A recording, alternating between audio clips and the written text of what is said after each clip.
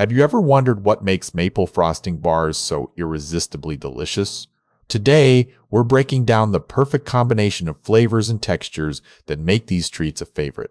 Maple frosting bars are not just desserts, they're a delightful blend of flavors. The base is often soft and chewy, like the frosted maple cookie bars, which combine maple flavor with cream, cheese frosting, and toffee bits. The frosting plays a crucial role in these bars. For instance, the maple brown butter frosting bars use Cheryl's Cookies cutout cookie dough, showcasing how brown butter adds a rich depth to the maple flavor. Flavor combinations are key. Adding cinnamon to your bars can enhance the maple taste, making these treats perfect for fall or winter. Enjoyment and a delightful alternative to traditional desserts. Texture is just as important.